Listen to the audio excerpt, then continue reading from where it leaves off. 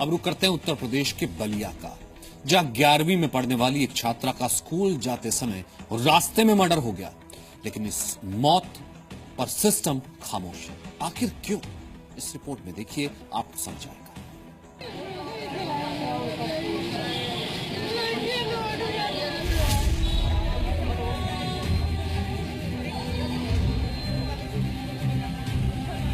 उत्तर प्रदेश के बलिया जिले में एक 11वीं की छात्रा का बीच बाजार में कत्ल हो गया। गुनाह सिर्फ इतना कि उसने छेड़खानी का विरोध किया था।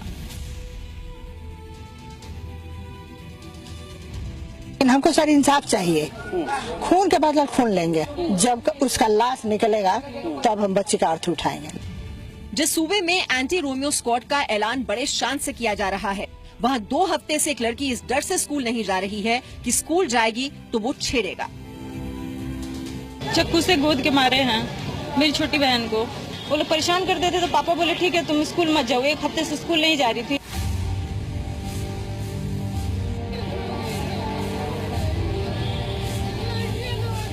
जब तक वो छेड़खानी के खिलाफ चुप रही, जिंदा रही। जिस दिन उसने विरोध किया, भरे बाजार में छात्रा की हत्या कर दी गई।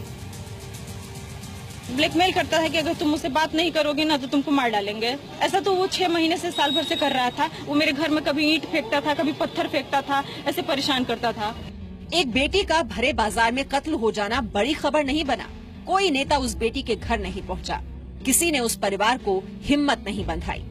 तो बेटी सिर्फ सहे, यानी मुंह खोलेंगी तो मरेंगी बेटियां।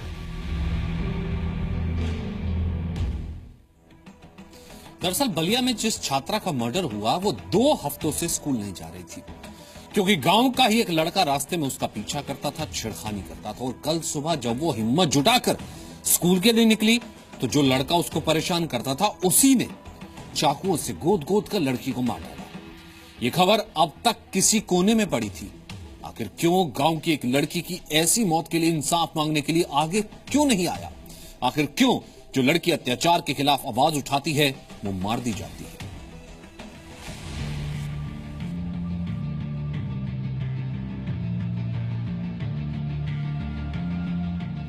उत्तर प्रदेश के बलिया में कक्षा 11 में पढ़ने वाली 17 साल की एक नाबालिग की चाकू मारकर हत्या कर दी गई। लड़की का गुनाह सिर्फ इतना था कि उसने अपने साथ हुई छेड़खानी का विरोध किया। चक्कू से गोद के मारे हैं मेरी छोटी बहन को। मैं यहाँ नहीं रहती हूँ। वो लोग परेशान करते थे तो पापा बोले ठीक है तुम स्कूल मत जाओ। 1 हफ्ते से स्कूल नहीं जा रही थी, लेकिन बोल रही थी पापा हम उन लोगों के डर से कितने दिन स्कूल नहीं जाएंगे। और वो ब्लैकमेल करता है कि अगर तुम मुझसे बात नहीं करोगे ना तो तुमको मार डालेंगे। ऐसा तो वो 6 महीने से, साल भर से कर रहा था। घटना बलिया के बांसडी इलाके के बजहा गांव की है। 11वीं में पढ़ने वाली एक छात्रा को गांव के प्रधान का बेटा प्रिंस तिवारी परेशान करता था। छात्रा के मर्डर का आरोपी प्रिंस घर से लेकर स्कूल तक पीछा करता था। छात्रा ने प्रिंस की हरकतों को अपने घर वालों को बताया तो घर वालों ने प्रिंस के पिता, जो कि गांव के प्रधान हैं, उनसे शिकायत की। घर वालों से बात हुई थी, बड़े बड़े लोगों में, पापा से, उसके, मेरी मम्मी से। मम्मी ने समझा दिया था, कहा था कि नहीं मतलब ठीक है बच्चे हैं समझा दीजिए, लेकिन उसके घर वालों ने कोई भी सख्ती से कुछ भी नहीं उसको समझाया।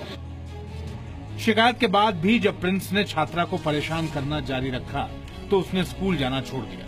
2 हफ्ते बाद जब वो स्कूल के लिए निकली तो रास्ते में ही प्रिंस ने चाकू से छात्रा पर हमला कर दिया।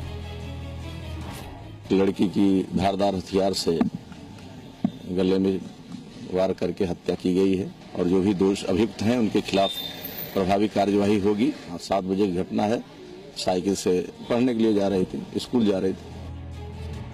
परिवार वालों के मुताबिक छात्रा की हत्या करने के बाद आरोपी प्रिंस छात्रा के घर गया और घर वालों को धमकाया कि उसका नाम लिया तो अंजाम बुरा होगा। मुख्य आरोपी है प्रिंस तिवारी। उससे उसकी पहले बातचीत होती थी, इनकी दोस्ती थी। ये आस पड़ोस में ही रहते हैं। जो इसमें अभियुक्त है उसका पिता ही गांव का प्रधान भी है। बट अचानक से, क्योंकि जब इस लड़के को लगा कि ये लड़की इससे दूरी बना रही है और संभवतः किसी और से बात करने लग जाएगी या उस इनसिक्योरिटी में और गुस्से में इसने उसकी हत्या कर दी।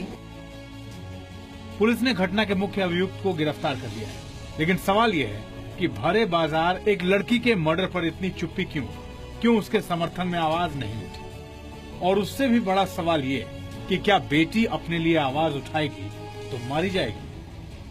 धनंजय सिंह, जी मीडिया, बलिया।